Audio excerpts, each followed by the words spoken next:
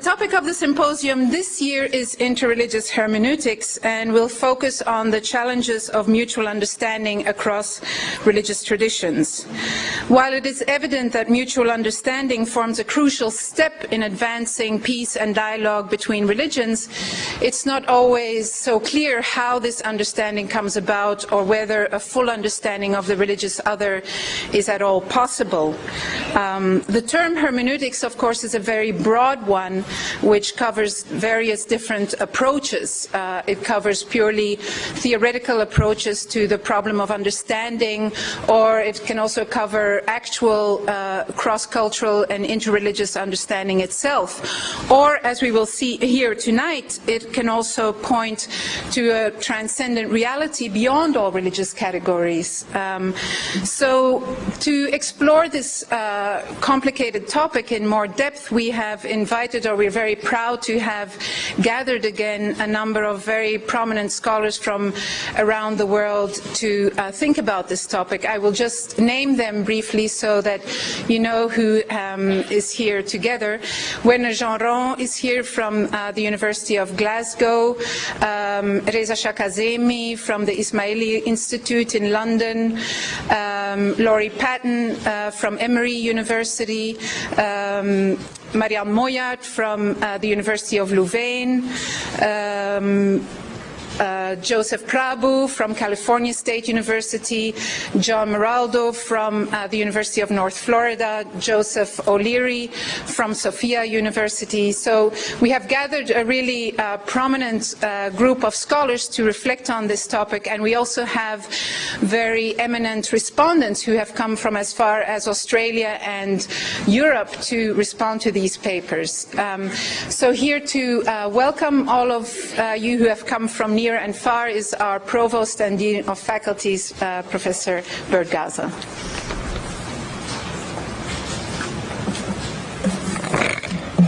Well, welcome to the second in a five-year annual series of symposia, as Catherine just said, highlighting interreligious dialogue.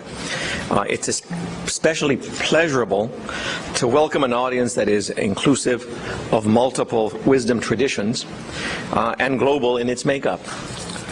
I'm especially grateful to Professor Tracy, our keynote speaker, to Professors Cornell, Carney, Langer, McCransky, and Morris here at Boston College for their roles in helping to organize today's and this weekend's events, and also to Professor Keller and Professor Heim for their role in this afternoon's symposium.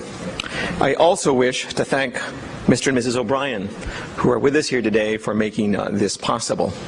I suspect that every provost assures audiences that events of this kind are at the very core of a university's life.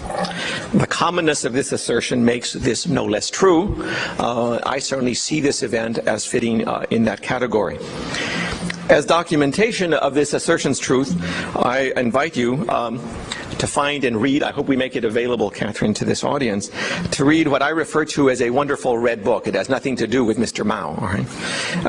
This red book is distributed to our freshmen and to many new faculty, to all new faculty at BC, and to certainly all individuals that I interview for new positions here.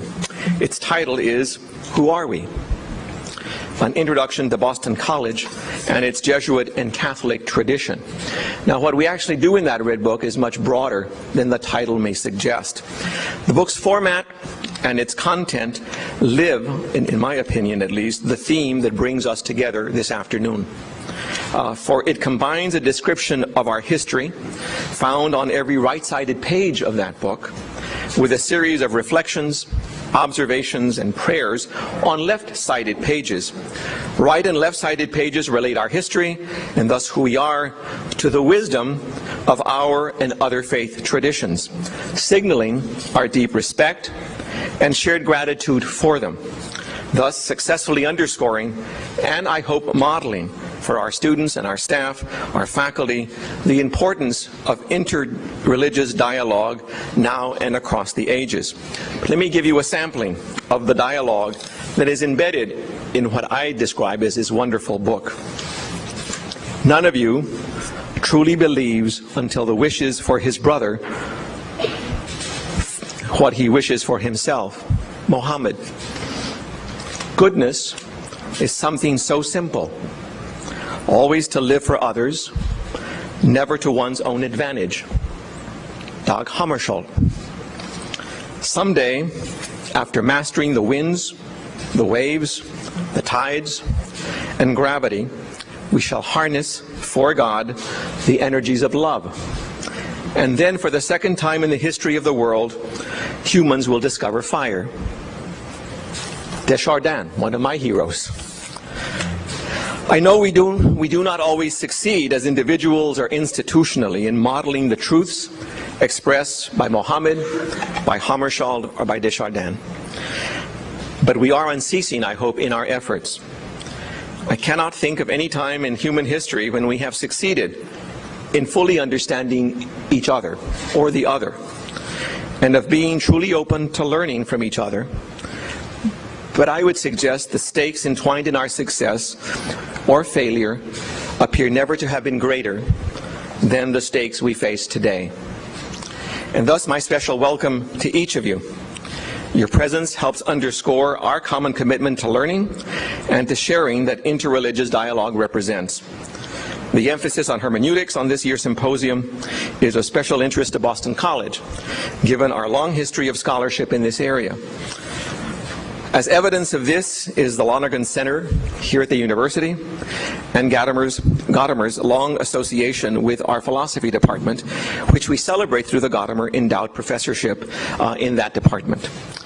I can think of no better way to begin this weekend's symposium than the series that it continues, than this afternoon's keynote address and the exchanges that I trust will follow. So, welcome on behalf of our president, William J. Leahy of the Society of Jesus, our faculty, and certainly the Provost's office. Welcome.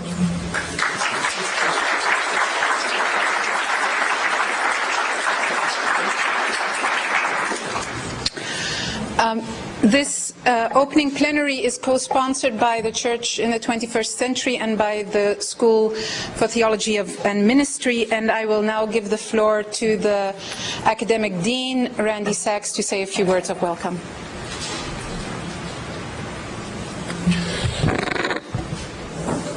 Our dean is at a meeting in Chicago, and I'm afraid when he comes back and reads the program, he will think that a coup is underway, because I am only the chair of the Western Jesuit Department of our new school, so keep it quiet. It is a great pleasure for me to say a few words of welcome and appreciation to all of you on behalf of my colleagues at the School of Theology and Ministry here at BC. It goes in a special way, of course, to our this evening's speakers, Professors Tracy, Keller, and Heim. Learning, understanding, receiving from, and sharing with the religious other has been a vital part of the mission and commitment of the Society of Jesus from its earliest days.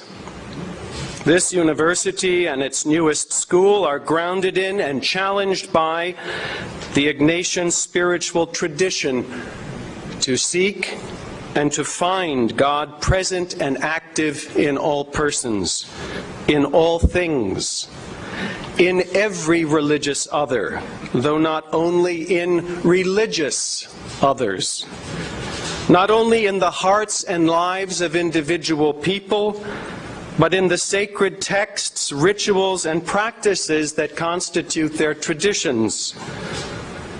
Vatican II, acknowledging that truth and holiness can be found in other religious traditions, exhorted Catholics through dialogue and collaboration with them, and in witness of Catholic faith and life, to acknowledge, preserve, and promote the spiritual and moral goods found in them, as well as the values in their societies and cultures.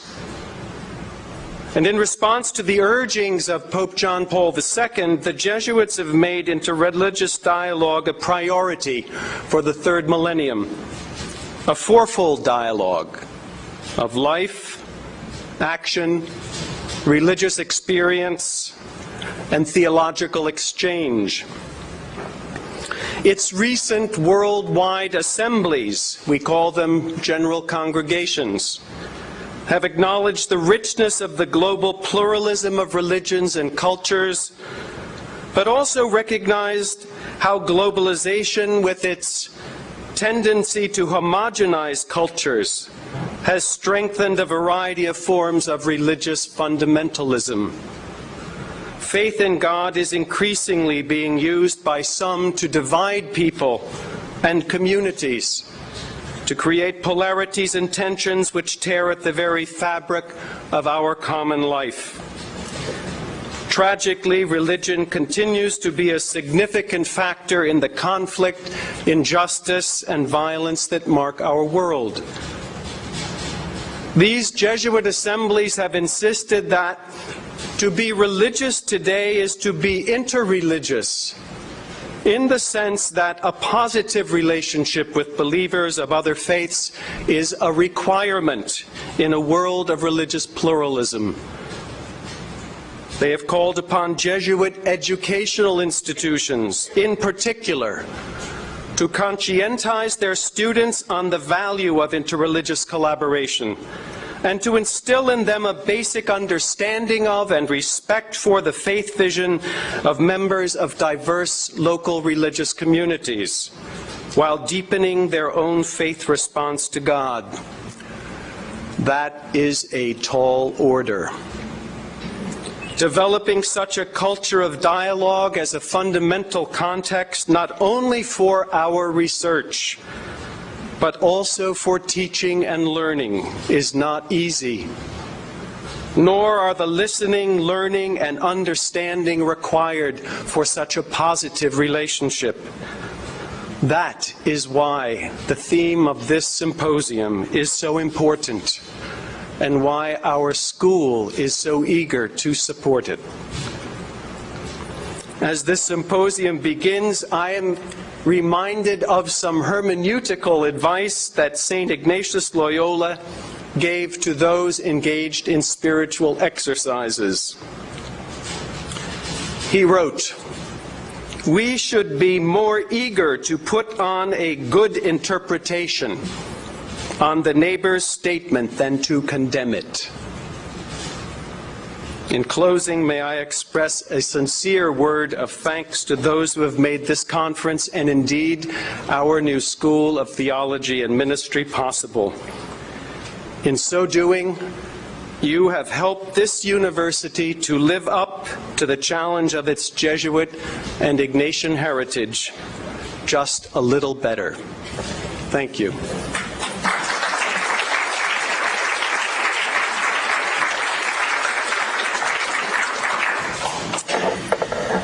So it is now my great honor and privilege to introduce our keynote speaker tonight, David Tracy. Professor Tracy is the Greeley Distinguished Service Professor Emeritus of Catholic Studies and Professor of Theology and Philosophy of Religions in the Divinity School of the University of Chicago, where he is also in the Committee on Social Thought. There will be few, if any, self-respecting theologians who will not have read The Analogical Imagination, one of the most influential books of the past 30 years in theology. The question of hermeneutics is at the heart of this work, as well as of all Professor Tracy's work. Though primarily immersed in the Catholic fundamental, or in the Catholic tradition and in Christian fundamental theology and philosophy, Professor Tracy has always been deeply involved in interreligious dialogue, especially between Christianity and Buddhism. Touching directly on this subject of interreligious dialogue are his books Dialogue with the Other and Plurality and Ambiguity. But all of Professor Tracy's work bears the imprint of his sustained engagement not only with classical and contemporary philosophy, but also with the wisdom of other religious traditions. We are therefore extremely happy and honored to have Professor Tracy with us this evening and look forward very much to his comments.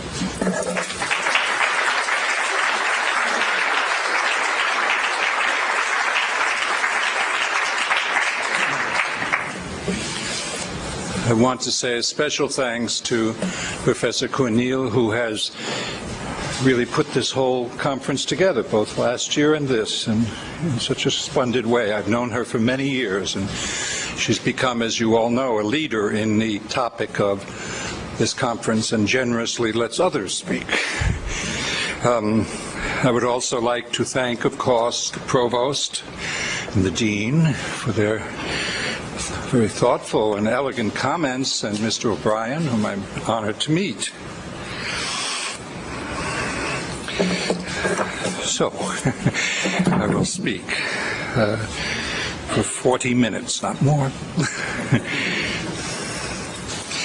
The aim of my paper is to show how contemporary Western hermeneutics may help to clarify certain central aims of modern interreligious dialogues.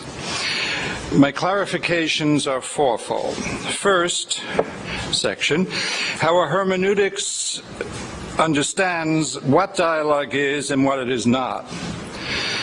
Second, how there is a need at crucial times in dialogue for the interruption of the dialogue by various hermeneutics of suspicion. Third, what are the basic limits of the hermeneutical dialogical understanding? And fourth and finally, how does experiencing a limit to dialogical and hermeneutical understanding also open the dialogue to new and in some ways non-dialogical ways of thinking in the realm of what can be called by many names of the infinite, the incomprehensible, the impassable. And in a relatively recent candidate that I'll discuss for naming that realm past the limit, the impossible. The present paper is on philosophical hermeneutics, though it has some theological moments. My hope is that these reflections on Western, I repeat, it's only Western hermeneutics that I can speak on, may serve as a modest heuristic guide for interreligious dialogues that may or may not prove helpful, I don't know. Section 1, the model of conversation or dialogue. In modern Western philosophy, I believe that the most persuasive model for interpretation or hermeneutics still remains Gadamer's hermeneutical model of interpretation as conversation or dialogue. Gadamer's model remains basic, but as most admit is also in need of at least several qualifications, expansions, and even, as in hermeneutics of suspicion and a limit to, the last two sections, even some radical corrections, especially for interreligious dialogues, I suggest. First, however, the model itself. Gadamer's basic model is this, and the most important point first. The event of understanding happens to us through dialogue.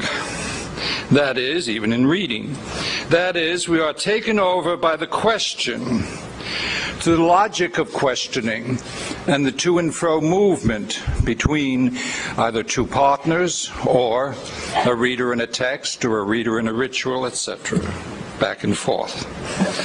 That logic is the logic of question and answer between two dialogue partners. Moreover, on this model, the logic of question and answer, which constitutes a dialogue, is an ontological position for Gadamer, and ontologically, it's a particular kind of game, surprisingly. And as in any game, think of sports or drama, this game, the conversation or dialogue, cannot be ruled by the consciousness of the players.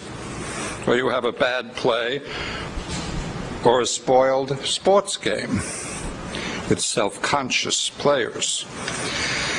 The true player must abandon self-consciousness in the dialogue, as in any game, to the logic of the to and fro movement of the game itself. In conversation, the to and fro movement of the logic of question and answer as the question takes over. Then one experiences the ontological reality not merely of playing, but of being played. As when we say in sports games that at least really great players are in the zone. They're being played, not merely playing. If the key to dialogue is the logic of question and answer, then clearly the emphasis of dialogue must shift from the self to the other. The person, the text, the symbol, the event that is driving all the questioning in the dialogue. Equally clearly, on this model, the self is not in control. Indeed, the self should, of course, remain as fully attentive and critically intelligent as possible. One's critical intelligence is not abandoned, of course. But through the dialogue itself, acknowledge herself as not in control of the dialogue. Rather, the self in the dialogue with the other, through the game of dialogue or conversation, becomes a self interpreting, discovering, constituting, in Husserl's sense, that is not inventing, an ever-changing self. That self-change through conversation manifests the self's finitude and historicity. First, finitude. The self can never, contra Hegel, achieve self-transparency or full self-presence. The dialogue reminds the self of this. That remains an infinite, never completed task. Second, the self in dialogue always finds herself in the self-reflecting understanding exceeded by the event of dialogical understanding itself. It's an event of excess of the self's own self-understanding upon entering the dialogue.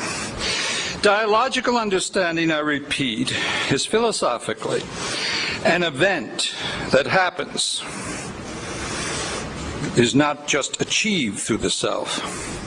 In fact, Gadamer is right. A really good dialogue includes a blow to our ordinary self-reflective consciousness. In some, Gadamer emphasizes certain points. First, as I've said, a strong acknowledgement of the finitude and historicality of all understanding.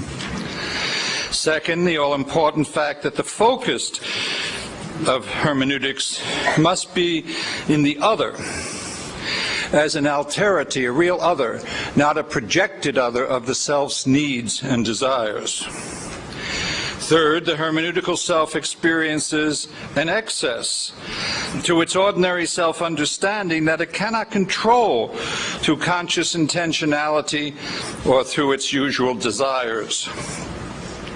Therefore, each self, if it's a real dialogue, must let go to the questioning itself. And fourth, and finally on Gadamer, the dialogue works as a dialogue only if the real other is allowed, which is difficult, through the dynamic of the to and fro movement of the questioning, the game, to become in the dialogue itself a genuine other, not as we are tempted to make others, a projected other of our own needs and desires. A projected other is in fact a false other that is literally projected upon some real other by the ego's needs or desires to define itself.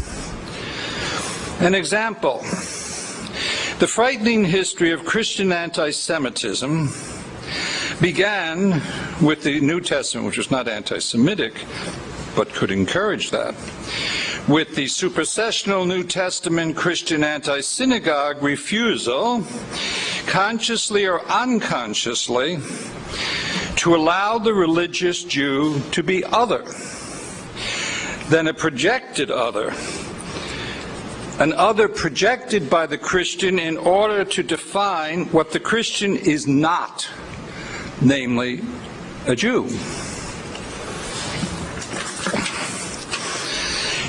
We should also remember in interreligious dialogue that what we label so easily Christianity or Islam or Buddhism or Judaism, etc., are just names, general names, that are practically useful and necessary as generalizations, but are of course not concretely accurate. All of them are pluralistic from within. Each general tradition is a general label, we must remember, for multiple traditions within the tradition. So it depends on which Buddhist, which Christian, which Muslim is engaged. Because Islam, Christianity, Buddhism are not engaged. Consider, for example, even within the traditions, how conflictual rather than welcoming Schollem's great scholarship on Kabbalistic Judaism was by his fellow Jewish scholars of the period who read Judaism as strictly ethical monotheism, period. Or the still unresolved and fascinating debate on Sufi mysticism, or the Sufi traditions in the plural, within Islamic traditions. Or the major rethinking of the complexity of medieval Christianity, since the great discoveries or reevaluations of the mystical and apophatic traditions in the medieval period, especially through the rediscovered medieval women mystics. Now, these are merely some examples within a tradition and its self-interpretation. For example, at the same time, there are dialogical elements in most official interreligious dialogues, which we're not engaged in this conversation, but there are also those. Even if the official ones do not fully, in fact, fit the model of dialogue I mentioned above. Otherwise, official religious participants would not be involved at all in any attempt at dialogue, which does involve the risk of changing, which official dialogues do not usually involve, but others do. After all, fundamentalists in every tradition are not dialogically involved, but many officials in many traditions are. Contemporary, admirable, even necessary official interreligious dialogues, though not usually involve the participants in a risk of conversion to the other. They are perhaps better described as dialogical negotiations, clarifying the genuine differences and similarities of the dialogical partners, and they're very valuable as such. Official dialogues are usually guided by a common religious ideal. To know the other, become a common question, for example, about what is the human? For example, is the religious ideal now employed of love of God and love of neighbor in the now international Christian-Islamic dialogue, an official dialogue as well as an unofficial one? Is that a good example of dialogue? It is.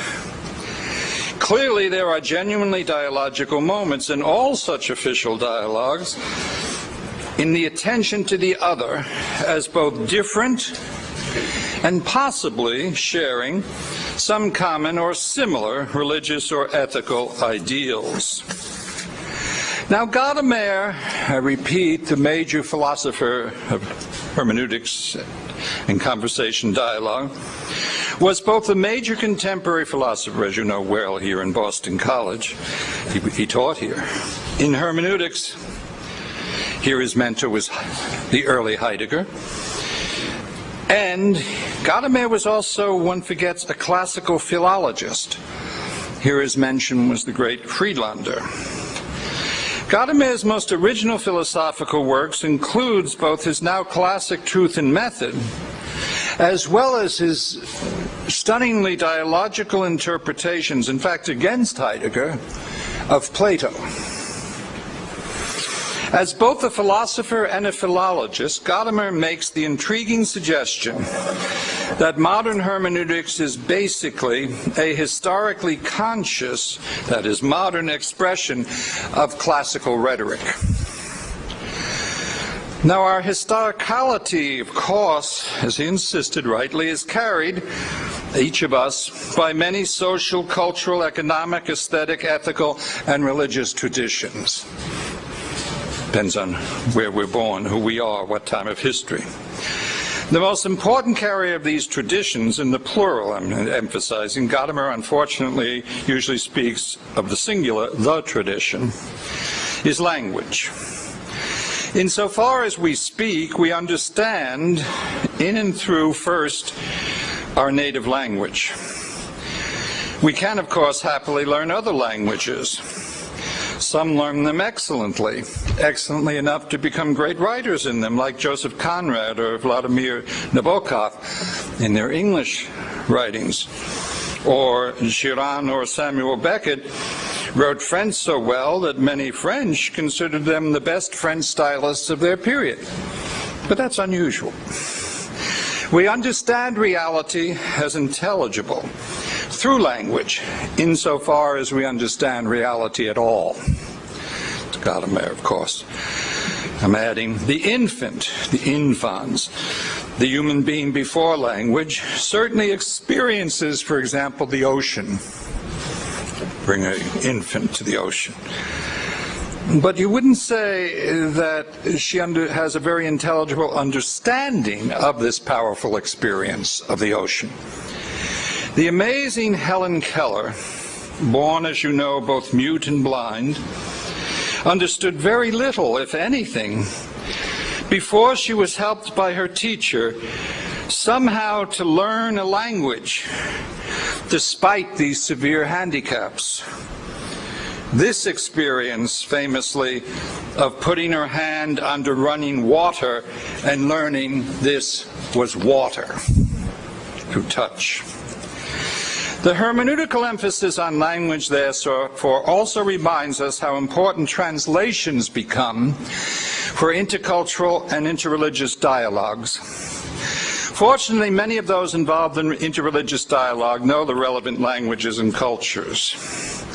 For others like myself, and I suspect most in my generation, scholars I mean, are confined to the usual Western scholarly languages, and therefore are dependent, inevitably, upon reliable translations of non-Western traditions, and that's a problem. We have to keep asking colleagues, is this accurate?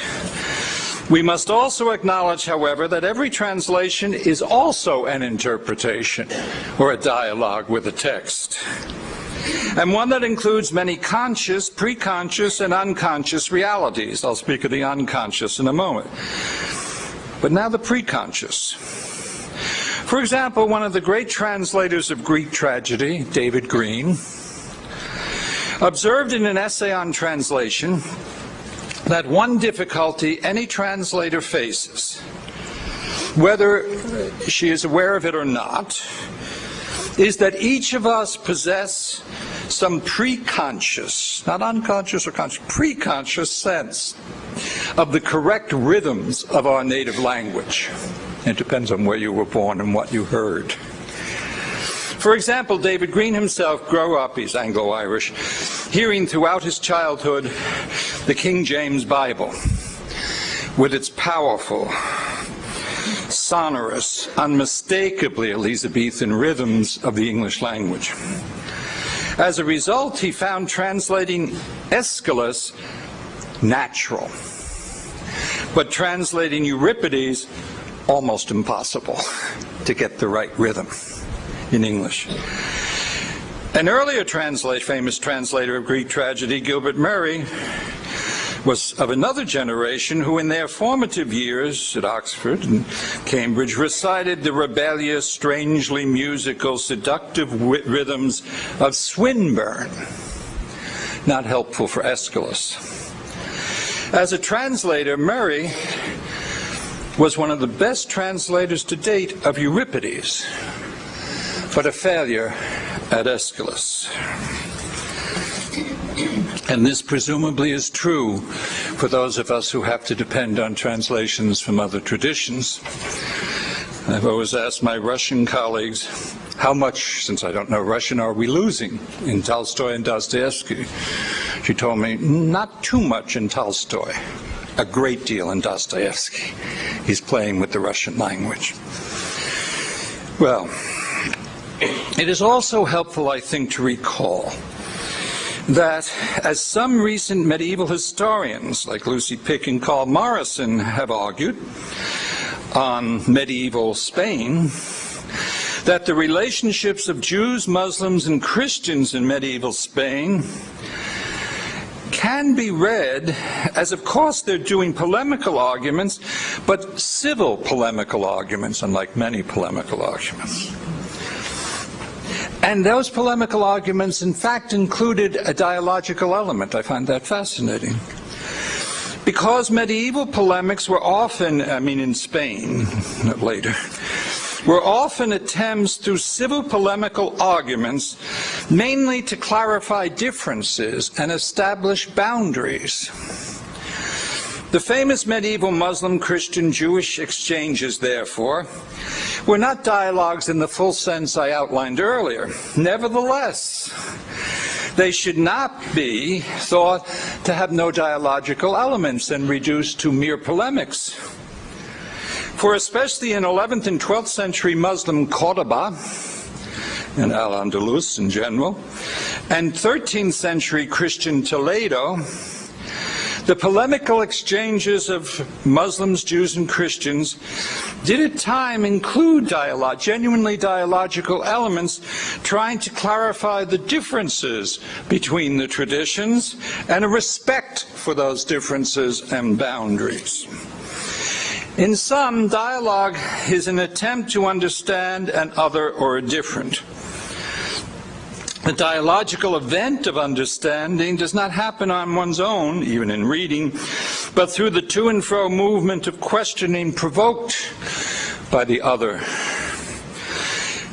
and eventually the self. In dialogue, one must learn to risk one's present understanding by exposing oneself to the other as other, not, I repeat, as a projected other. Only in that manner does one fully enter into dialogue.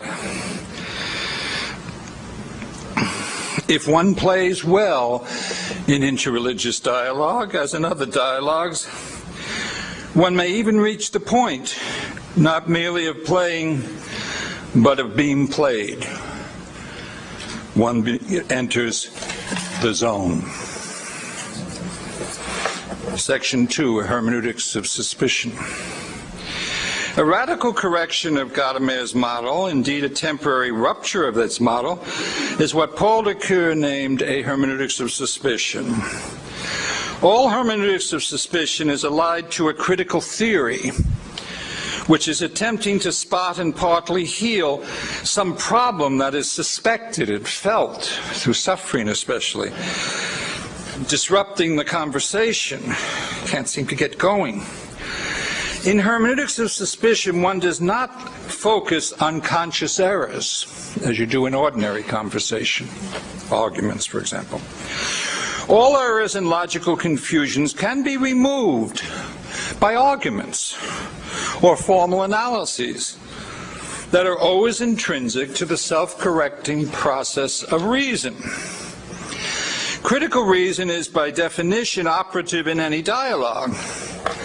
In contrast, a hermeneutics of suspicion, as the very word suggests, has a far more radical task than critical reflection on errors. Freud was not another Voltaire. Modern hermeneutics of suspicion and their attendant critical theories are initially modeled by most professors, like the Frankfurt School. Most of them were always modeled initially on classical Freudian psychoanalytic theory and language. Classical psychoanalysis, after all, is not like a traditional theory. It is a critical theory. That is to say, a theory that attempts not only to explain difficulties through the theory, but as much as possible to try to bring them to the surface and provide some healing. Psychoanalysis is a prime analogate for such theories, because it both explains, in Freud and Lacan, and in its therapeutic practice emancipates, to an extent, one from some unconscious but systemically functioning distortions that enter into the conversation or the person, and that have been technically repressed. Now, classical psychoanalysis, I repeat, is not strictly speaking a dialogue. It is a necessary interruption of dialogue, undertaken to bring some repressed unconscious feelings to the surface of consciousness, if possible, in order to allow, after, the ordinary conversation in life to resume without the disruptive power of the unconscious systemic distortions that keep erupting and interrupting the conversation. Conversation is interrupted when one partner notices what he believes to be conscious errors which are curable by taking the time for arguments. Doesn't say Plato's dialogues. Explanatory methods, formal analysis and critiques, as Ricoeur tried to show, through his use of understanding, explanation, all methods of explanation leading to further understanding. But we don't argue with feelings. In matters of heart, it's often true, famously, that we try to explain the problem to the other, the less we understand each other. If this is the case for matters of the heart and its ordinary functionings, it is doubly the case for dealing not just with conscious errors, you did this, I did that, but with repressed unconscious, but very importantly, systemically functioning distortions, what I consider someone else in another tradition to be before I get to know them as other. I may not even know what I think, but it's there. Then one needs a hermeneutics of suspicion and attendant cultural theories. Thanks to the self-correcting power of reason, we can trust arguments and explanatory theories to deal, I repeat, with conscious errors, but not with systemic distortions. If we suspect, notice the verb, we don't know, we suspect only. Then you have to test the suspicion. But if we suspect some deadly unconscious systemic distortion, in contemporary, the critical theories on sexism, on racism, on anti-Semitism, on elitism, on classism, on homophobia, on Eurocentrism, Islamophobia, and especially now in interreligious dialogues, colonialism, which may not even be noticed by the persons involved from the West. But somehow something keeps disrupting the conversation. Then I think we're right to say with Ricoeur, stop the conversation and see if you can find some appropriate critical theory, like post-colonial theory, to determine what's the matter here. Why can't we seem to converse well? If justified, can the unconscious but systemically functioning distortion is first suspected by someone, then acknowledged and treated as best one can by whatever critical theories are available.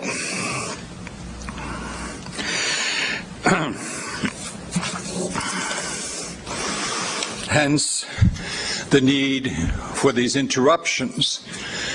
I think myself especially for the interreligious, which is usually also an intercultural dialogue, the importance of post-colonial theory. Feminist theory has shown its importance in all fields, including this, of course, too, but post-colonial theory is the one that needs more attention, in my opinion, to be suspected that something can go awry that we're not quite sure, because it isn't an intellectual matter, it's a matter of the feelings. Well, Section 3, hermeneutics at the limit, or the limit of.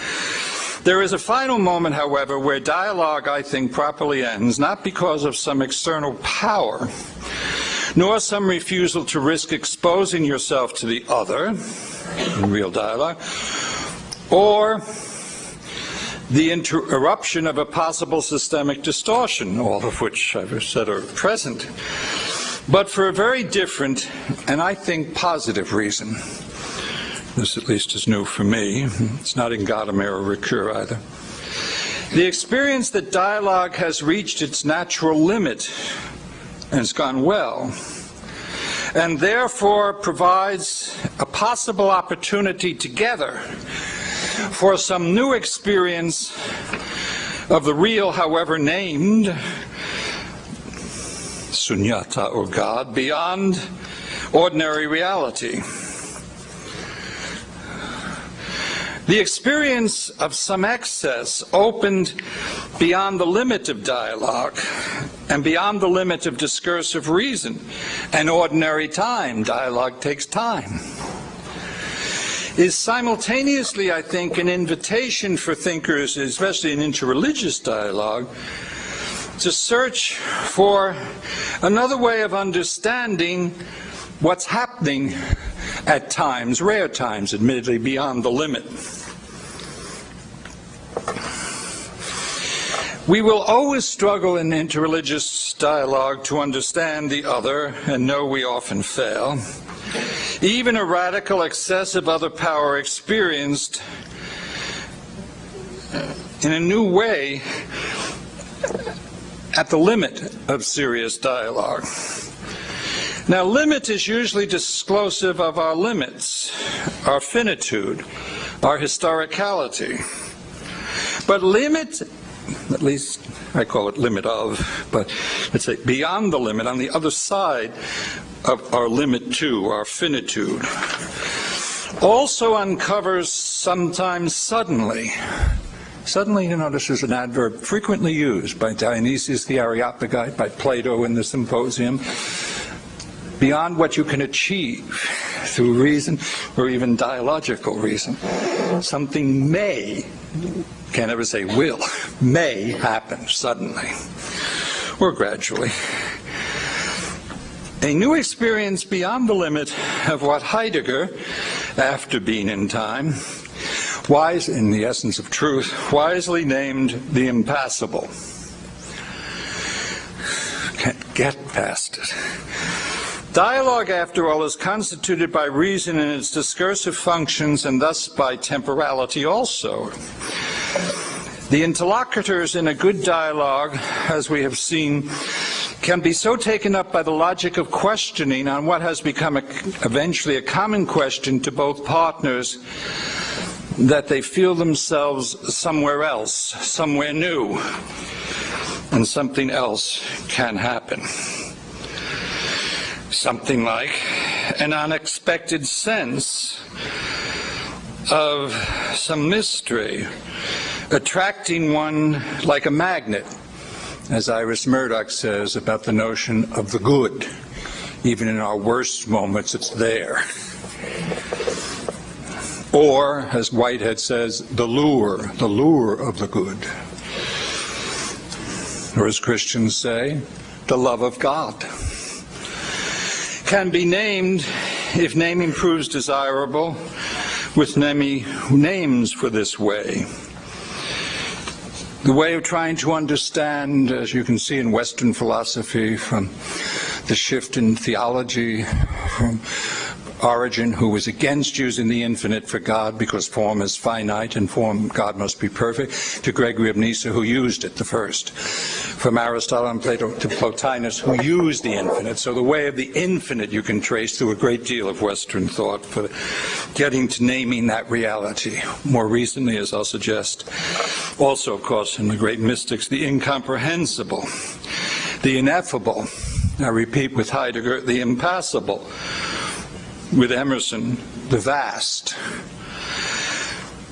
and the recent interesting name, the impossible. I think I'll just move ahead and speak of just the impossible. Just, it's quite a thought. One example of the impossible that can emerge in philosophical conversation: the prophetic religious traditions, Judaism, Christianity, and Islam, insist on resistance to injustice, especially injustice to the outcasts of society. Now, we can call this reality, with Derrida in his later work, which I find fascinating, the impossible. He was reading Angelus Silesius and Kierkegaard. The impossible, but he named it, among other names, justice to come. The meditative and mystical traditions, not the prophetic, also tend to have patterns of attention, spiritual exercises of paying attention and learning to wait for the impossible, though they are more likely to name the impossible not justice to come, but love or wisdom or bliss. As Simone Weil insisted, we too busy, garrulous, overstressed moderns find it very hard to slow down, even harder to be attentive, even harder to have more than a transient state of attentiveness and learn to wait for the unexpected in the midst of dialogue I'm talking to. Bernard Lonergan told me in his older age, which I now am, of his famous transcendental precepts: be attentive, be intelligent, be reasonable, be responsible, and if necessary, change as you get older or even younger in our society. The most difficult is be attentive. It is. And attention here, as Weil correctly insisted, it does not mean, as we say to students, be attentive. It doesn't mean tense muscles mode of attention, but at the recognized limit of the dialogue, learn to wait more serenely and see it being played at the limit. As Plotinus said, the one who makes the ascent may make the realm of intelligibility. But then one must wait. The tide may come in his wonderful metaphor, and carry one to the good, or it may not. But most people don't know how to wait. It is not the case that the only experience of the impossible is a religious one. I'm leaving out a long section on art, because that can also be. However, a primal experience of religion is, for many, a powerful and pervasive experience when it's real, both personally and communally, in ritual, in liturgy, in meditations, including common meditations, and in common actions for justice. Official religions, of course, are always in the danger, and always will be, of becoming tired, listless, and worn out. But there's still something there always. And then sometimes you have to wait for what Max Weber nicely called the religious virtuosi to stir it up again with their experience of the impossible in the religion. At other times, usually in small communities of the like-minded, within or sometimes separate from, but still spiritually dependent upon, some larger spiritual community, as in many interreligious dialogues, which are not official. Therefore, they're not official dialogues, which I repeat can be valuable, but they're these individuals or communities of individuals trying to dialogue. The word religion, as we all know now, is probably too Western a word for this important phenomenon that I'm speaking about, that is present in all recorded cultures. A better word than religion would be welcome.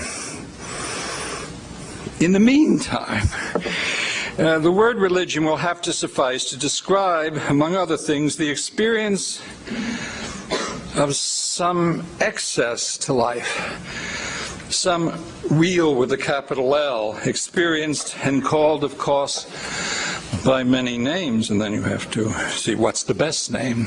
I tried to discuss, is it the void, is it the open, is it the good, is it God? I say God, but then I have to say why. Right? Clearly some names are more opposite than others to name the real. But that is a further question beyond this essay. Religion is also usually not only some experience at the limit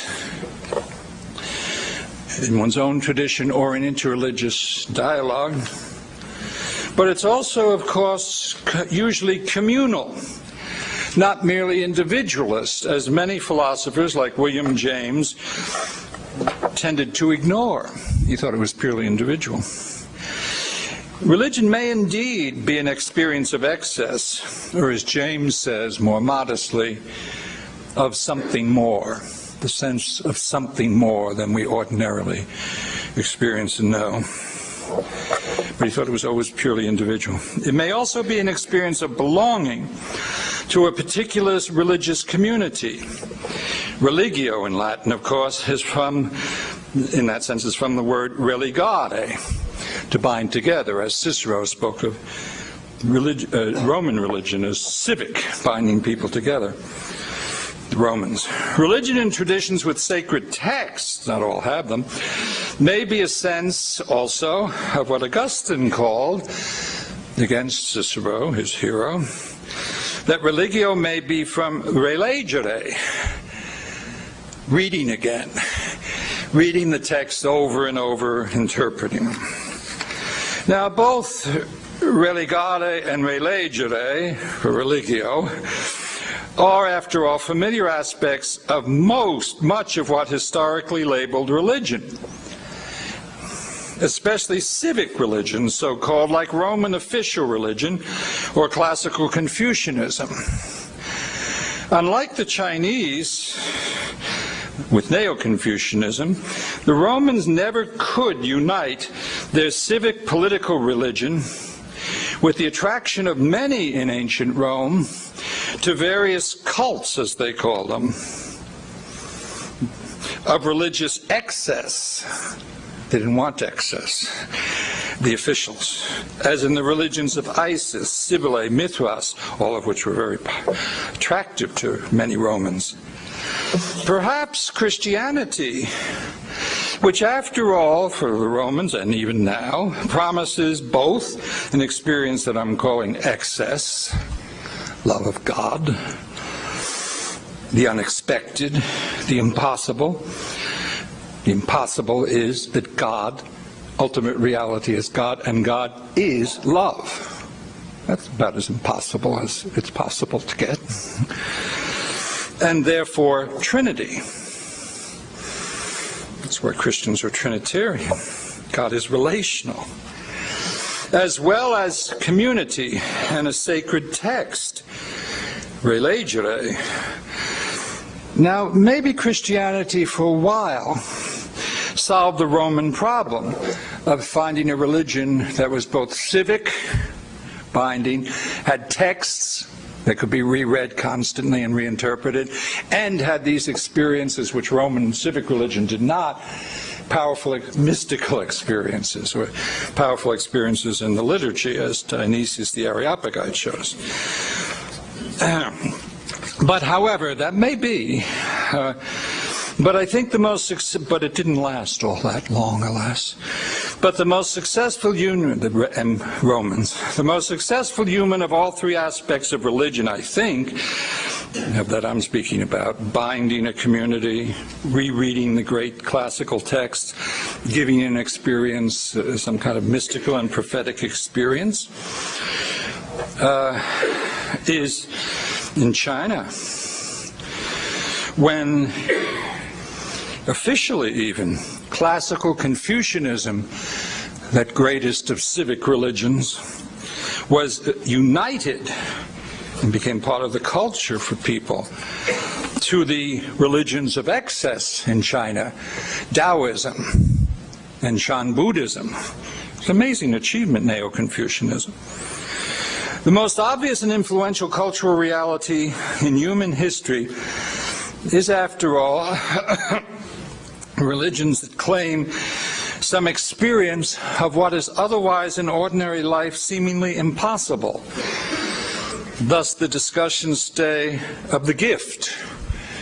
Is the gift possible or impossible? If you thank anyone for the gift, it's no longer a gift. Or the open, especially with the Romantics, or the Taoists, or the void, whether negatively like Beckett, or positively like the open void in Buddhism, in many forms of Buddhism. Remember, these are just general. The good, as in Plato, Plotinus, and all forms of Platonism, including today, Iris Murdoch or Emmanuel Levinas, the good beyond being. Justice, as I repeat in Derrida's justice to come, always to come, always. It's like his notion of the Messiah. If you meet the Messiah, he says you should say, when are you coming? So that's what Messiah is, right? The one to come. Just as some Buddhists say, if you meet the Buddha, kill him. Well, religion is feared today by some secular thinkers for its claims to the impossible, an interruption of ordinary human possibilities and actualities as they are determined by modern rationality. Think of Kant. That's why Kierkegaard took up the notion of the impossible against Kant's defining what is possible and what is actual and nothing else. Everything else is a limit concept like God. Yes, thank you. Thank you. Even Aristotle, a thinker not given to excess, observed that whatever happened to those who went through the Eleusinian mysteries, which puzzled him, he said, well, it certainly isn't knowledge, but something happens. It must be experience, and some experience beyond the actual and the possible.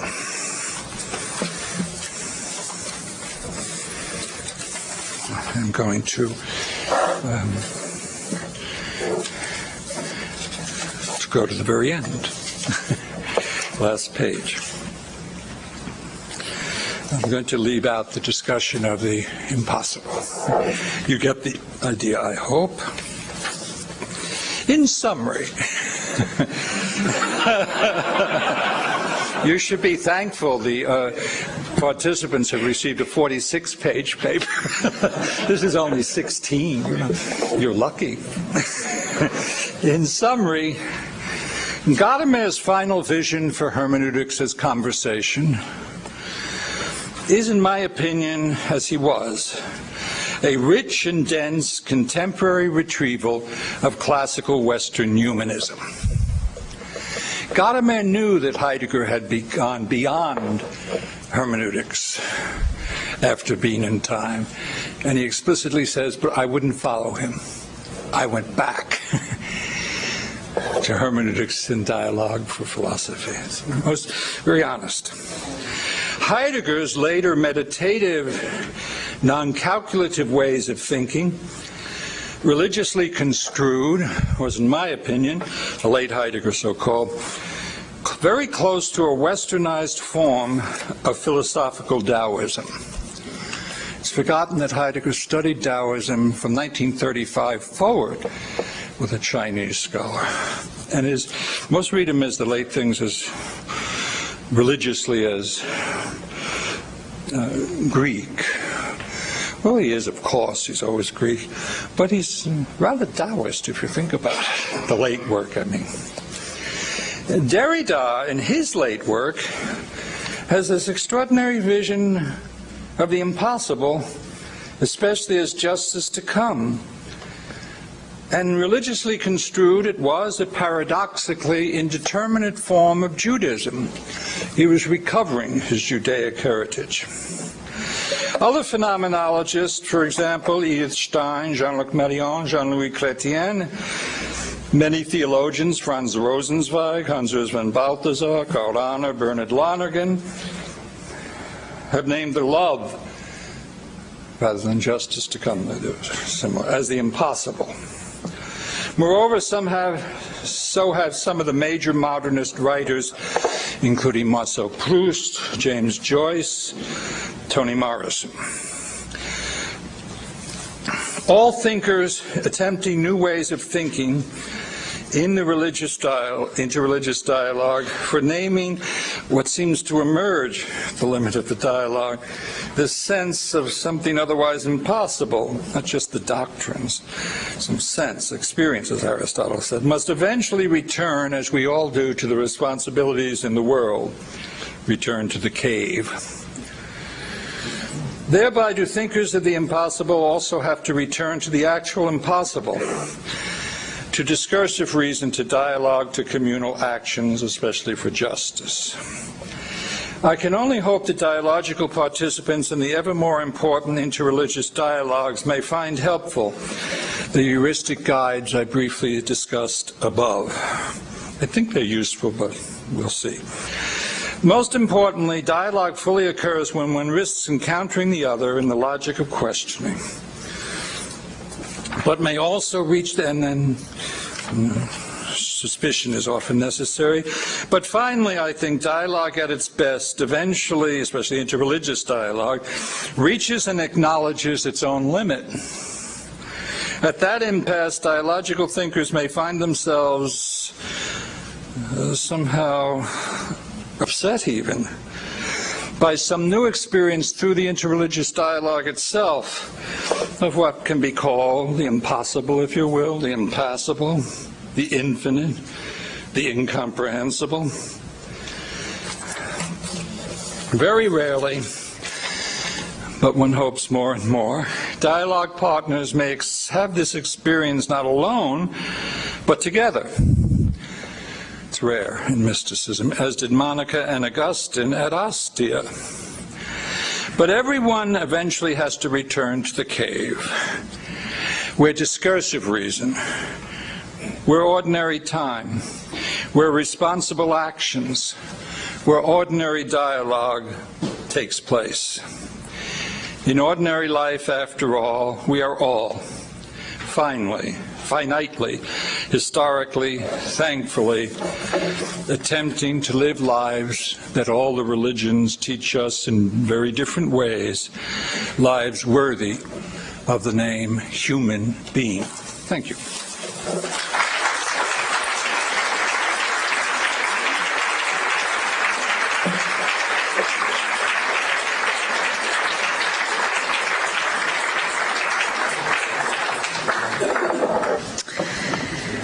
Our first respondent tonight is Professor Catherine Keller. Professor Keller is Professor of Constructive Theology at Drew University, where she has been teaching for the past few decades. Her work combines process thought, feminist thought, and postmodern philosophy into a new and creative field called theopoetics.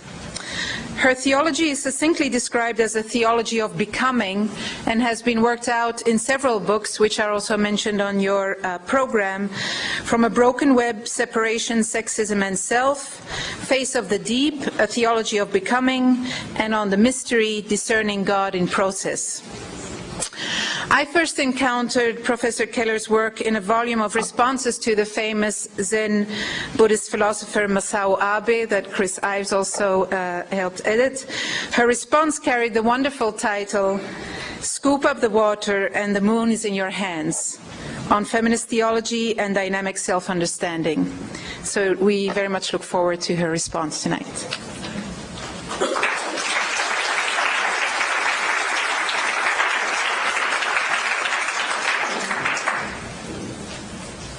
Thank you very much.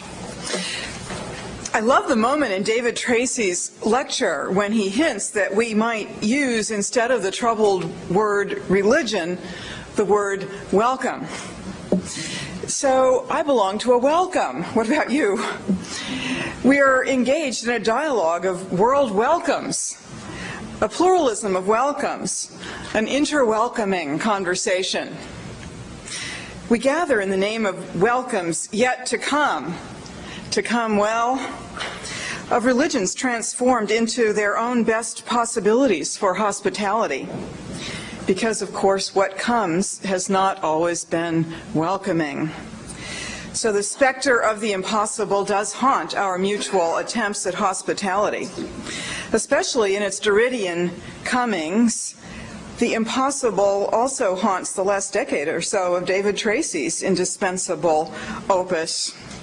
If it saturates his meditation on hermeneutics and its limits with an attractive halo of mystery, this, I think, is only appropriate in this hospitable theologian who first proposed the figure of the oratic thinker. The deconstructive impossible, with its roots in negative theology and Kierkegaard, always already implies at least a Jewish, Catholic, Protestant engagement, doesn't it? Derrida's later impossible possibility of the im/possible serves Tracy's project of exposing hermeneutics to the limits of dialogue, and serves it beautifully. Derrida increasingly wrote of what seems impossible. He kept putting that modifier in, the apparently impossible, meaning not to license paralysis, but decision. So I want to pull Tracy's reading of that impossibility in its metonymic link with the impassible, the unspeakable, the apophatic, the infinite, a bit more deeply into its own mystery.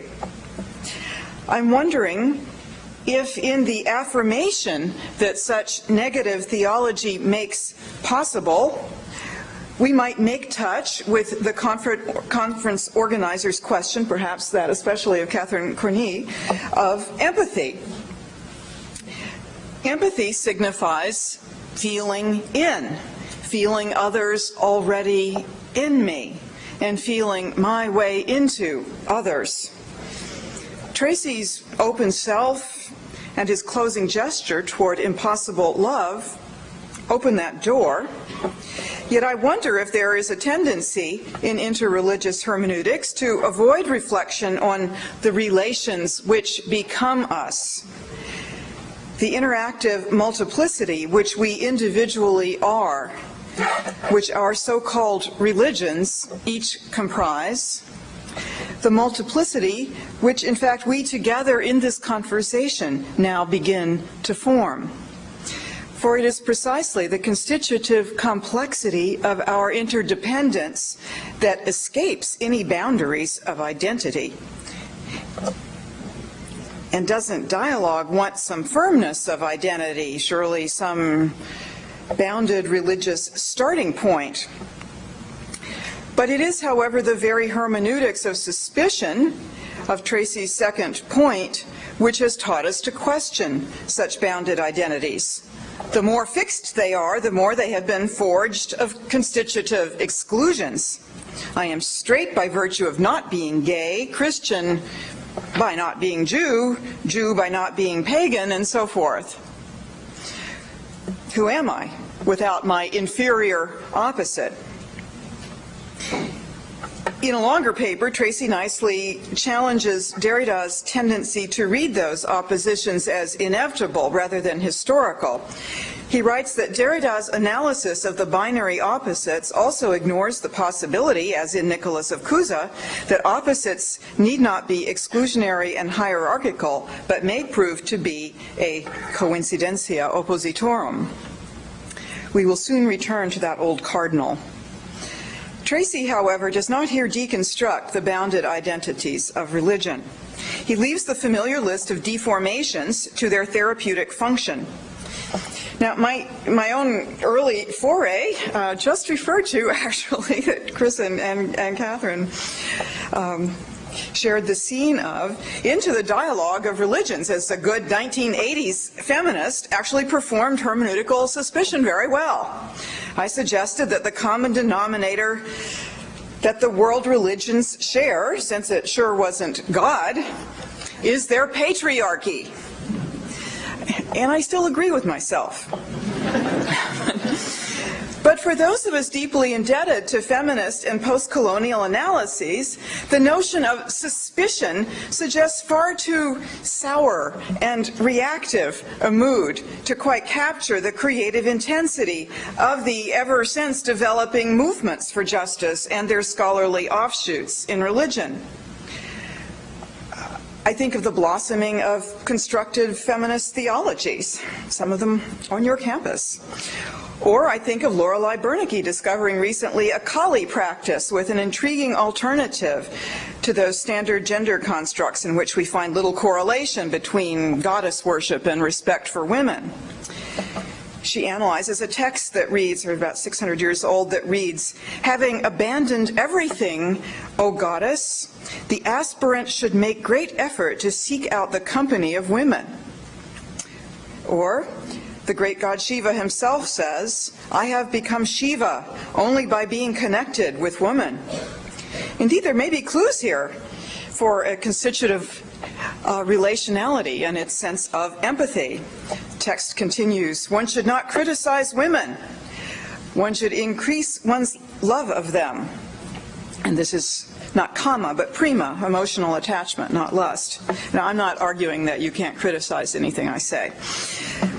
But given how little of feminism and the other social movements suspicion captures, it's fortunate that Tracy at least implicitly links his second to his fourth point.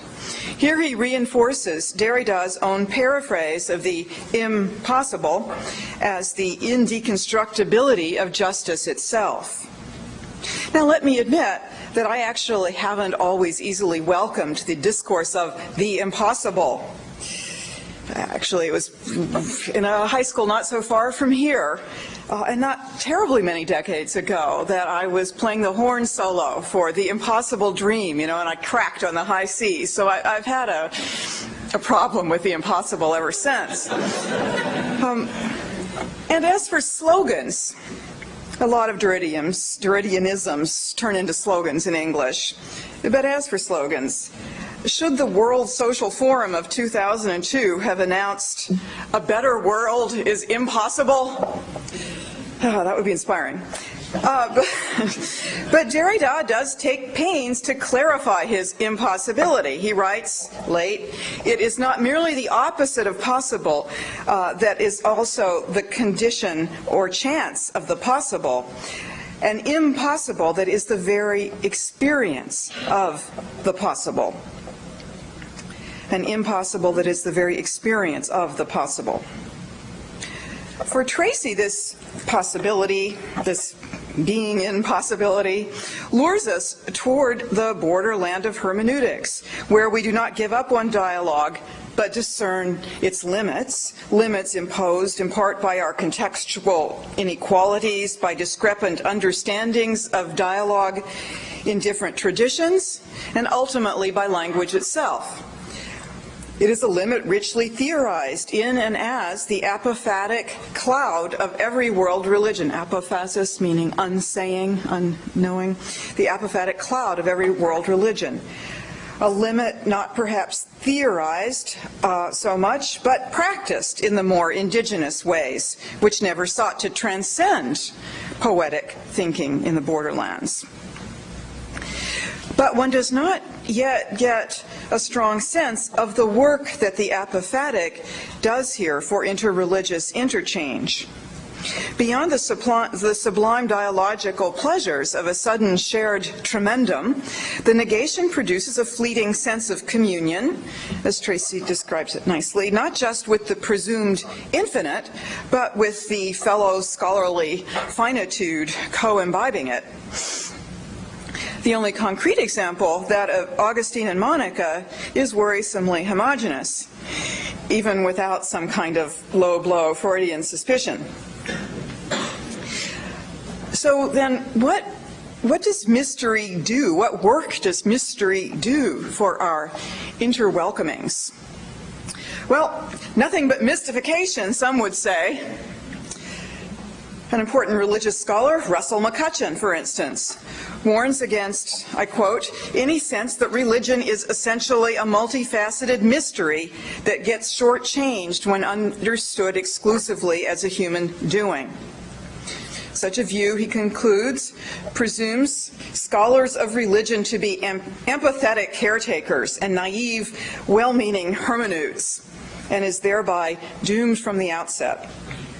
So any exploration of interreligious experiences of the apophatic goes right down the religious studies tube, along with empathy and hermeneutics.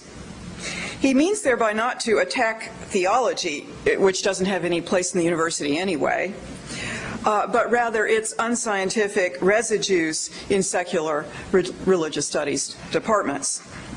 This is a problem you, by and large, don't have in the Catholic University. Other secular logics, fortunately, are available.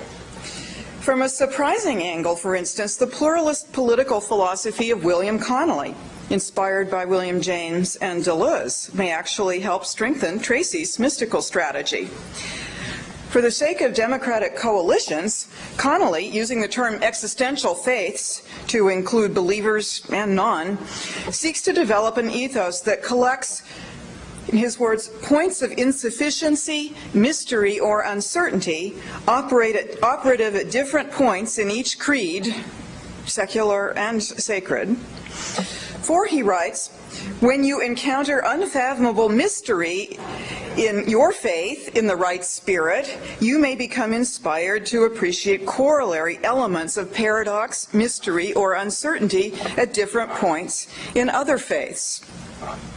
For Connolly, mystery provides resistance to the ressentiment that has forged what he calls the evangelical capitalist resonance machine. Mystery may release alternative resonances across a wide spectrum of people and movements committed to an eco-egalitarian future for the earth. His form of the Keatsian negative capability becomes what we might call upaya, skillful means for political coalition building. I hope it actually helps here to foreground a logic binding Tracy's hermeneutical apophasis even more welcomingly to the interreligious dialogues that he advocates. Now, the most important precursor for this logic is not unknown to Tracy.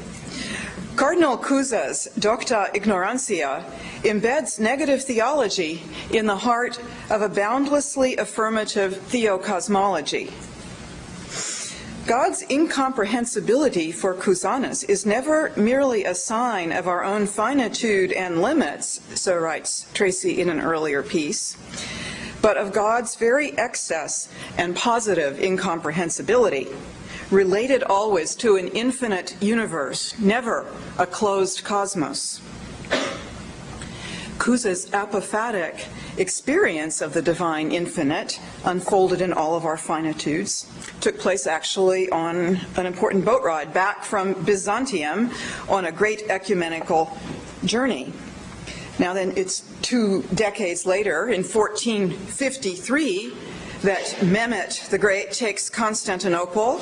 Europe floods with refugees bearing tales of Ottoman terror. The Pope calls for a crusade, and his Cardinal Cusa writes within 2 months, De Pace Fides, the peace of the faith. Instead of a crusade, he counsels dialogue, and its pivot is his notion of the excess that is the limit of our own knowing, and therefore the limit of our ability to exclude the truth of other religious ways. Not just those anti-Trinitarian Muslims and Jews, but the polytheists of India are fictionally engaged with dialogical empathy in this revolutionary peace that represents, as Simone Weil says, the way Europe tragically failed to go.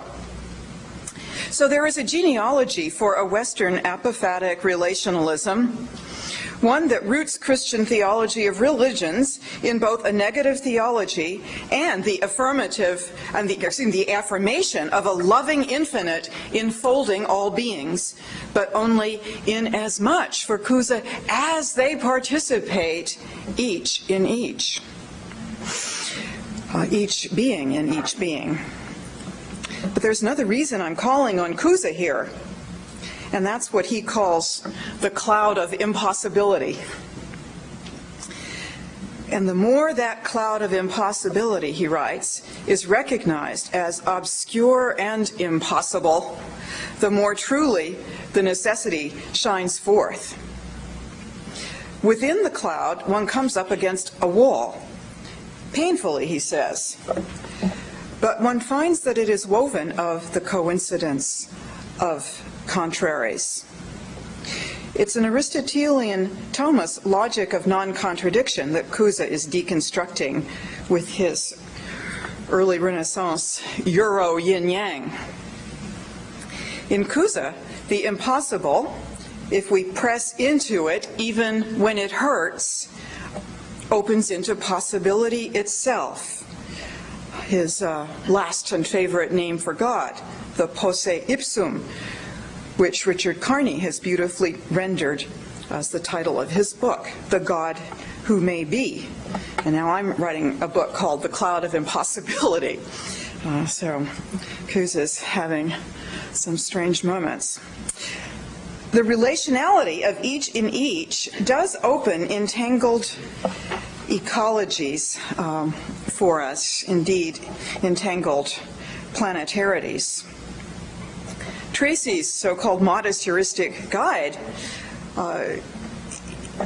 offers dialogical terms that are in this piece at least largely Western. And of course, we do need to work on our Western limitations in Western terms, such as, for instance, those of Heidegger, but then introduced to us through the Tao of Heidegger. I am wondering, though, if we don't want indeed to release ever more resonances crossing empathically or disturbing between our planetarily divergent wisdoms. I'm worried that otherwise our conversation does begin to ring parochial in its abstraction. In my process patrilineage, for instance, I studied with John Cobb long ago, dialogue moves us beyond itself into mutual transformation. Perhaps for our more orthodox traditions, mutual transformation remains still the impossible, indeed the forbidden, for they fear conversations that will yield not conversions, but composites, like a Buddhist Christian of the sort that John Cobb instantiated. Does one need to draw a Jamesian sense, perhaps, of distributive connection, or a Whiteheadian sense of prehensive relationality into the Western philosophical mix in order to recognize metamorphoses as they happen, metamorphoses in process? I think it can't hurt. In fact, I sometimes do wonder if the Derridian lineage, for all of its unorthodox promise, evinces a rather Abrahamic parochialism, in which the reciprocity of the gift or the mutual empathy within social ontology cannot come into its own because of the unilateral gift, where gratitude is disallowed. I think empathy finds a place for gratitude that doesn't erase the gift. Otherwise, the multiplicity of the religions remains bluntly and unwelcomingly exterior. My wider point, the impossible becomes not just possible, but actual, only in embodiments of the multiple. The multiplicity, strictly distinguished by Deleuze from the many, is not one, and it is not a mere set of externally related ones, for it is the pli, the fold of multiplicity, that makes the difference, the connective difference. So such a multiplicity will distinguish a connective or enfolded pluralism from a separative or appropriative relativism. The folds are what we experience, I think, precisely as empathy. The in-feeling that is also the influence, the inflow of the many others becoming this singular plurality, in Jean-Luc Nancy's language, of us now. I read these folds out of Cusa's Complicatio Explicatio order as well. Such enfolded pluralism would benefit from a clarification or two from Tracy. He admits that Derrida's religion sans religion has become crucial to the dialogical project. Yet Tracy simultaneously reinscribes, and here I'm quoting from the longer paper, the basic presupposition of almost all interreligious dialogue, that both dialogue partners, however other their respective traditions initially may be to each other, enter the dialogue embedded in a determinate religious tradition, while exposing oneself, and thereby one's tradition, to another from another determinate religious tradition. Now, I happen to be part of such a determinate tradition and practice it willingly. But mustn't we question increasingly the presupposition that this is how dialogue must proceed? I think Tracy does not mean this embeddedness in the sense of any tight identity. Besides, since it is inconsistent with the inclusion of Derrida's indeterminacy, I would wonder if a wider field of resonances, of discerning empathies, of unfolding complications would allow us to open religious conversation by way of its glowing apophatic cloud into zones between and beyond the religions, and to practice mindfulness of the thick relations already formatively there. Who knows? The impossibility of the renewal of our old religions might now depend upon hospitable interaction with all manner of auratic and erratic thinkers, popular and political movements, artists, poets, spiritual eclectics, and tribal improvisers, in the motley mix that so much interreligious conversation has tended, if only for the sake of focus, to unwelcome. Just about done. To admit the internal multiplicities that we are, singly and together, we will need a heightened negative capability. But then is it only, as I thought I heard Tracy say, in shock at the experience of the impossible that dialogue partners find themselves beyond dialogue? Are we not continuously folding in and out of each other, before and after language, often in subtle empathies, modest realizations, and oblique aftershocks, and therefore always finding ourselves before and beyond dialogue? An open cosmos is glimpsed in, between, and beyond our traditions, and all the more so as they work their impassable ways into welcomes. Needless to say, I consider David Tracy to have his ear impossibly close to their primary source. Thank you.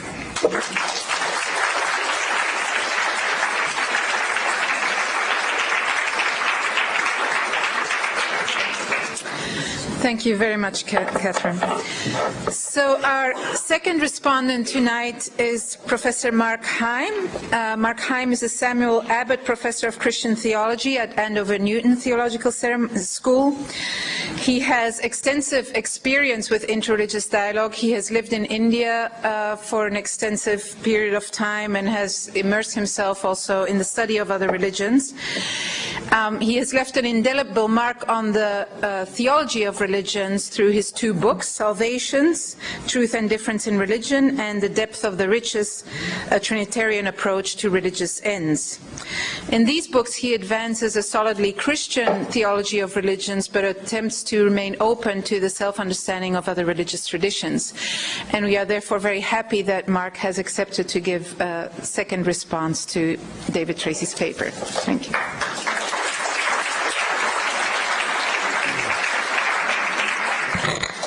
I can't help but mention, in light of Catherine's very apposite reference to Nicholas of Cusa, there's a wonderful treatment of him in a book just appearing now by Roger Johnson from Wellesley College, and I commend that to you very much, although the name of the book escapes me at the moment. But as I've listened to these comments, I've become convinced that I'm in the hermeneutical naif slot on this panel.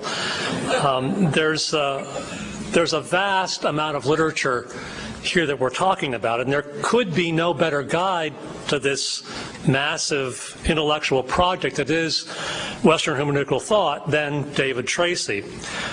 The question he poses for us is whether that project, which has been developed for the most part without specific attention to interreligious interaction of the type that we're talking about here this evening, whether it could provide useful direction for that interreligious dialogue. And by direction, I mean both guidance about what it is we're seeking in such dialogue and how we go about it when we do it. His paper prompts us to ask just what kind of understanding is reached or sought when we practice interreligious dialogue or study. Now, I confess at the outset that I'm one inclined to be skeptical about just how helpful it is to apply a universal heuristic pattern in this area, for at least two reasons. One, because I'm leery of any implied definition of what constitutes true or successful dialogue, because I find such definitions by and large difficult to arrive at and unnecessary often in use. Second, I'm leery because of the significant differences within hermeneutical theory itself, which I think are actually laid out well in particularly Tracy's longer paper, but in this presentation too. Differences that have to be muted to produce this pattern. Differences that I think are very relevant to interreligious discussion. So a largely formal paradigm of interpretation that covers various religions is likely abstract enough to leave out much that's of crucial interest, at least of crucial interest to me.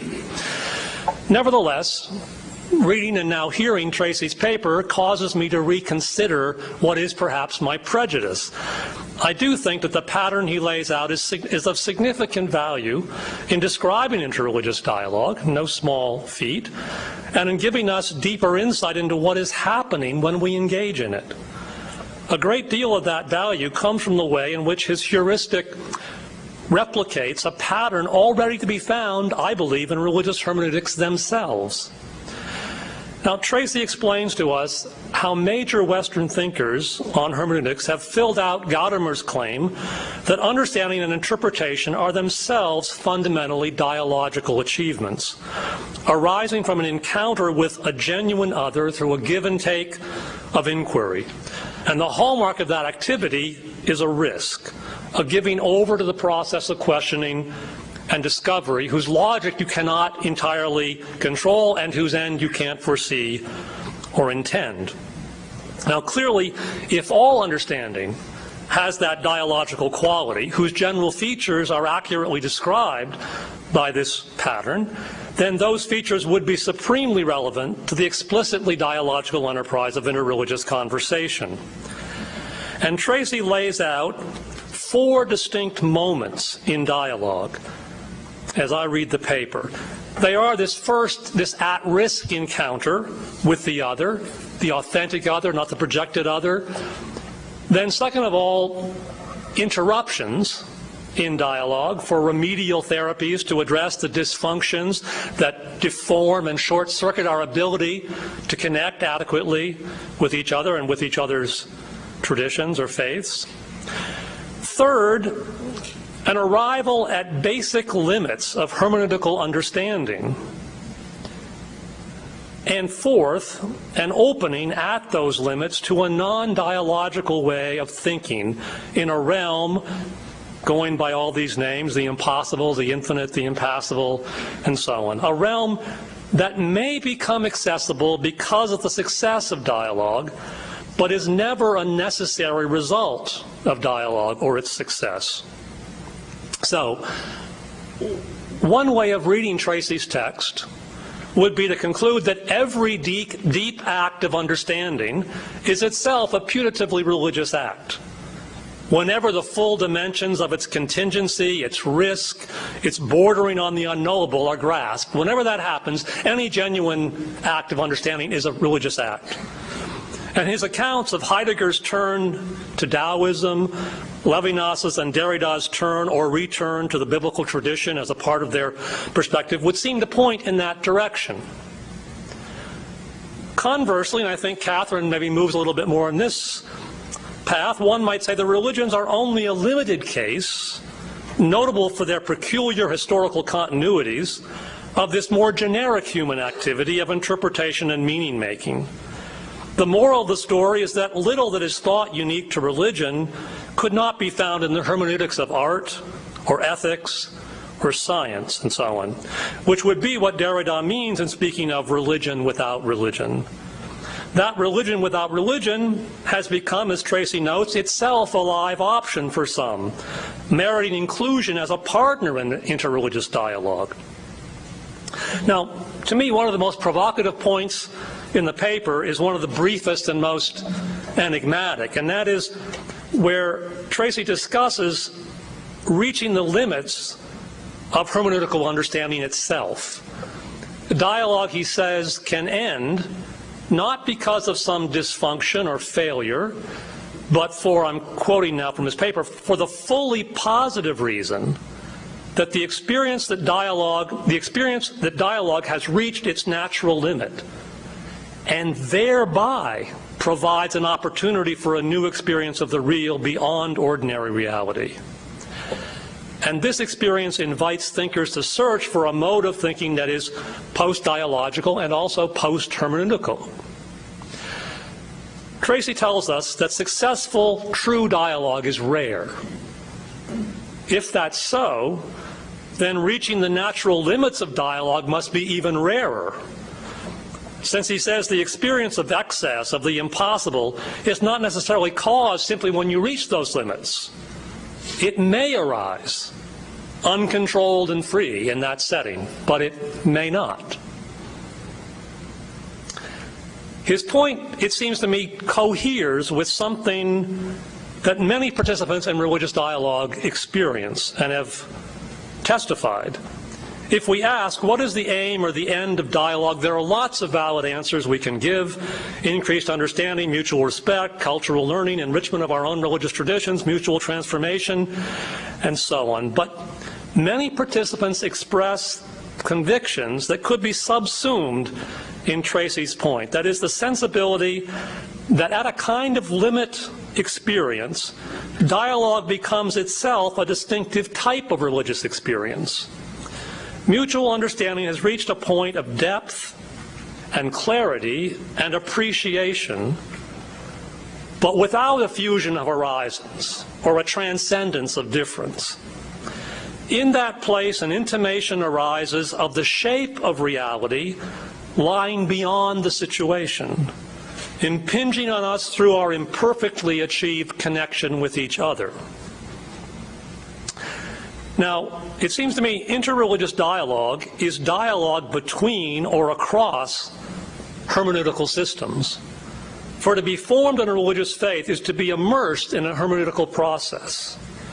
What we're trying to understand in interreligious dialogue, in a very profound way, is another way of understanding. Indeed, the four moments that Tracy outlines in this sort of heuristic summary, I think, can be found within religious traditions themselves in a very profound way. Let's think about these.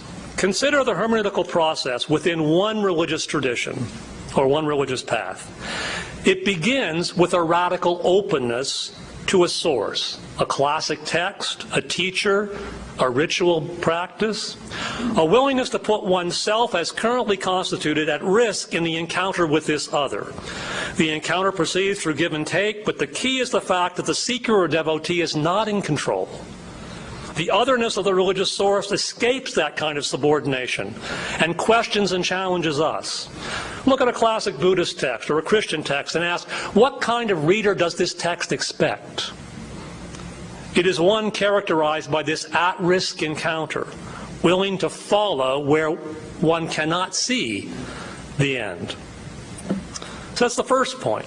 Second is that though the interpreter puts themselves positively at risk in openness to the vision of the source, this inevitably includes a second moment, which is a hermeneutic of suspicion, we might say, built into the process, through a hermeneutic of suspicion toward the very equipment that the religious seeker brings to the encounter. Our operative understanding itself is systematically distorted in some way, by sin, or by ignorance, or by conditioned existence, so that the consciousness by which we are trying to understand cannot be trusted as it is. Hence the need for therapeutic practices, spiritual practices and disciplines to change us and remake us into different kinds of interpreters. This is the hermeneutic of suspicion that plays a role, as far as I can tell, in most religious traditions in their own practice. Now, those two moments I would characterize as the religious person's prospective openness to positive truth in the other now being the religious source, and a willingness to be suspicious of their own default perspectives on the world. Now, the other two moments, the limit and the impossible, the experience of the limits of dialogical understanding and the encounter with the impossible belong, I would say, to the other side of the religious coin. They are the products, the after effects of religious realization to some extent. That is, in the first two moments, we put ourselves at risk in openness to the other and in suspicion toward our own existing modalities of understanding. We put ourselves in that position in prospective hope. In the second two moments, it's some experience of the religious reality or of the transformation through religion that is at work. So from the standpoint of the experienced religious achievement, one recognizes the constraints on any positive expression of this truth. The classics and the sources provided the encounter with the truth, but the experience of the truth highlights the extent to which those expressions always remain subject to the intrinsic limits of existence. We meet this limit just not because of some failure on the first two scores, but because this is the natural limit of the capacity of those media, especially language, above all others, to convey this reality. And finally, because the experience of religious fulfillment is an experience of excess, over and beyond what can be understood or anticipated, through even the best teaching or interpretation, it points to another category for which that language is not adequate. God beyond God, the impossible, and so on. From this perspective, interreligious dialogue is the question of whether those religious hermeneutics that already exist can be crossed with each other. Can I supplement my open encounter with the sources of my own tradition with an open encounter with the sources from another? Can I put myself at risk in the face of that positive offering? Can I become a novice reader but still a religious reader of a Buddhist text that expects that kind of reader? And in regard to the second moment, can I incorporate the critical theory of another religion with its suspicion of my interpretive consciousness, even as that consciousness has been reformed by my own religious practice? Can I practice a kind of Buddhist hermeneutic of suspicion in regard to my Christian theological categories? These are extraordinarily challenging possibilities, and it's a bold person who would confidently say, yes, no problem, I can do that. But they are in principle open to us, since we stand on the prospective side of the teaching in both cases. It's much more problematic for the second two moments, since each of these in some way look back, as it were, from some measure of religious realization itself, dictated by the excess. Limits designated by something that surpasses them rather than by a horizon that can't be crossed. An excess that doesn't falsify the highest teaching, but relativizes it by surpassing it. What Tracy's clarification suggests is that whether or not these second two moments are possible for me in dialogue, in line with the fulfillments of the other faith path, there may be a kind of parallel substitute or correlative found in the practice of dialogue itself, where dialogue reaches a kind of intrinsic limit, constituted not by failure, but precisely by understanding. And at that limit point, a new sensibility can arise, the intimation of a reality that exceeds our comprehension by its very consistency with the variety of insights we've come to appreciate and grasp in significant measure, though we cannot unify them in our understanding. And here, I see where Tracy's rejection of Gadamer's fusion of horizons and so on is exactly on target for application to this area. Now, the Western hermeneutical tradition that Tracy traces offers a kind of parallel process to these four moments I've described within religious traditions themselves. What constitutes the difference in this Western tradition is that the object of interpretation is, at least ostensibly, oftentimes not a religious one. It's philosophical realities or texts, questions like justice. It's an ethical horizon that Levinas, for instance, takes. But in addition, as Tracy says, the questioning intrinsic to this at-risk encounter now necessarily includes questions of historicity. The suspicions to be entertained include those of social location, psychological predisposition, developed in Western social science. In other words, each of Tracy's four moments is found in existing religious hermeneutics. But the distinctive thing in the Western hermeneutical tradition is that in the at-risk encounter and in the encounter with religious suspicion, what's put at play is the self-understanding of the religion itself. Whether it's by means of historical criticism, psychological interpretation, social explanation, every hermeneutical encounter with the religious material must be an encounter with religion without religion. This is intrinsic to the practice of hermeneutics as Tracy understands it. It may or may not be intrinsic to every instance of interreligious dialogue. Indeed, many such dialogues struggle with just where to locate those concerns, and indeed whether it's possible to understand hermeneutics that do not make those factors central. For most of us who are formed in Western context, aspects of this approach have become part of our own religious hermeneutic. It's not dispensable. Wherever we go in dialogue, it goes with us. But that doesn't mean it must or should be privileged at every point in those dialogues themselves. So finally, is the hermeneutical process defined as set out in this paper a normative mediating process that can frame all interreligious dialogue or even must do so? I don't think so. But in the schematic four common features that are set out, we have neither a mediating process nor a live religious vision on its own. But in its most interesting forms, and the longer paper I commend to people because it's developed in much greater specificity, in its most interesting forms, as Tracy develops them in Levinas and Derrida, for instance, the Western hermeneutical tradition has become a participant in interreligious dialogue, which is much more honest and much more interesting than being a normative grid for it. Thank you.